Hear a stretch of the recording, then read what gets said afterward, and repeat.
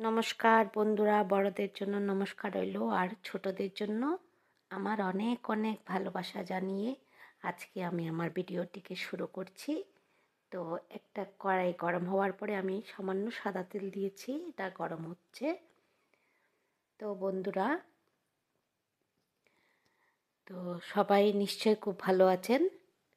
এখানে আমি একটু সামান্য পাঁচফোড়ন দিয়ে দিয়েছি তেলটার মধ্যে। ও বন্ধুরা, সবাই নিশ্চয়ই খুব ভালো কাটাচ্ছেন শীতের দিনে, খাওয়া দাওয়া নিশ্চয়ই ভালো ভালো করছেন। তো আমি আরেকটু জমিয়ে নেওয়ার জন্য আরেকটা আজকের নতুন রান্না নিয়ে এসেছি।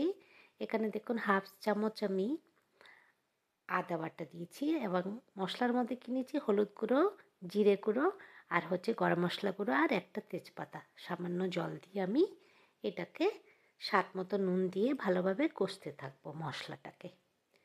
তো বন্ধুরা, যদি আমার চ্যানেলে আপনি নতুন হয়ে থাকেন, যদি আমার রান্নাটি ভালো লাগে একটা লাইক দিয়ে দিন অবশ্যই, আর বেশি ভালো লাগলে শেয়ার করে দেবেন।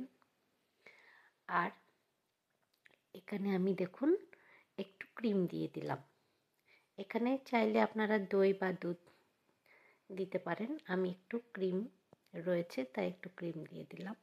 দিয়ে এটাকে ভালোভাবে কষাতে থাকবো, ভালোভাবে কষে নেব। তো বন্ধুরা, যেটা বলছিলাম, তো এই শীতের দিনে না, মানে রাত্রিবেলাটাই রুটিটা খেতে ভালো লাগে। এবার এখানে দেখুন আমি দুটো বা তিনটে কাঁচা লঙ্কা একটু চিড়ে দিয়েছি। এখানে আমি গুঁড়ো লঙ্কা ব্যবহার করছি না। পাশাপাশি আপনাদের দেখানো হয়নি, আমি একটু ছোলার ডাল, মানে প্রেসারে একটু দুটো সিটি দিয়ে দিচ্ছি। এবার দেখুন আমি এখানে অল্প মাখানা দিয়ে দিচ্ছি। মাখানাটা মশলার সাথে ভালোভাবে একটুখানি নেড়ে চেড়ে ভেজে নিচ্ছি। তো বন্ধুরা, যেটা বলছিলাম, ঠান্ডার দিনে দেখুন ডালটা আমি কীরকম ফুটিয়েছি, বেশ ভালোভাবে ফুটেছে, কিন্তু ভেঙে দিইনি, ওটা আস্ত রয়েছে। আমি দুটো সিটি দিয়েছি ডালটার মধ্যে। তো সব মশলা দেয়া হয়ে গেছে। আর একটা কথা বলে রাখি, জিরে গুঁড়োটা কিন্তু আমি ঘরেই তৈরি করি। আর এখানে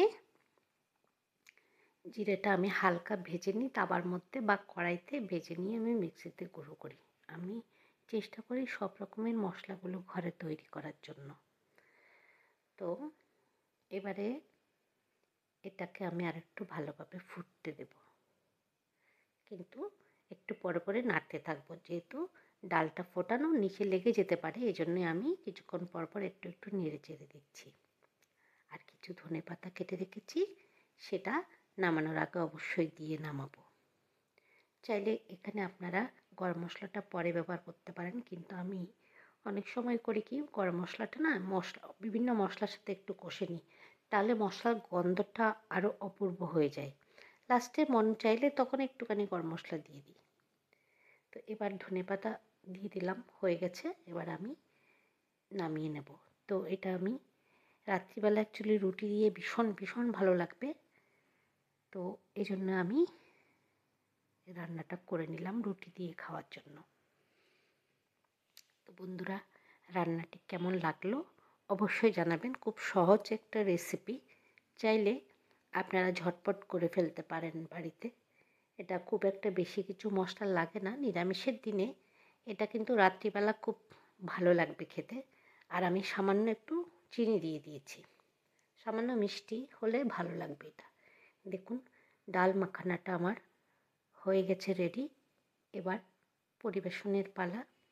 তো আমি একটু রুটি বানিয়ে নেব, সেটার সাথেই পরিবেশন করব। বন্ধুরা, কেমন লাগলো অবশ্যই ভালো লাগলে একটা কমেন্ট করে জানাবেন কেমন লাগলো। তো বন্ধুরা, আপনারা যারা যারা আমার বন্ধু রয়েছেন তাদেরকে অনেক অনেক ধন্যবাদ, নতুন বন্ধুদেরও ধন্যবাদ। এবারে দেখুন আমি রুটিটাও সেঁকে নিচ্ছি। রুটিটা হয়ে গেছে, রুটিটা মাখা বেলা দেখানো হয়নি অতটা, তো কারণ এটা আমার রেসিপিতে রয়েছে আগে রুটি বানানোটা। আমি তো জলের মধ্যে সেদ্ধ করেই নিই, আটাটাকে সেদ্ধ করে মাখি। তো এটা যদি একটু মানে সকালেরটা বিকেলেও যদি হয় বা বিকেলেরটা যদি সকাল হয়, তারপরেও খুব সুন্দর নরম থাকে। তখন খাওয়ার সময় একটু উল্টে পাল্টে গরম করে নিই জাস্ট। এবারে আমি পরিবেশন করার জন্য নিয়ে নিচ্ছি। এটা ঠান্ডা হওয়ার পরে আরও একটু ঘন হয়ে গেছে, তো চাইলে আপনারা আরেকটু জল দিতে পারেন, একটু যাতে মাখানো মাখানো থাকে। তো এটা একটু বেশি টেনে গেছে, যাই হোক তাও খেতে ভালো লাগছিল খুবই। তো আপনাদেরকেও বলি, খুব ঝটপট রান্না করতে চাইলে এটা মাঝে মধ্যে করে নিতে পারেন। একটা মুখরোচক টেস্ট হবে, মানে ভালো লাগবে। সঙ্গে থাকুন।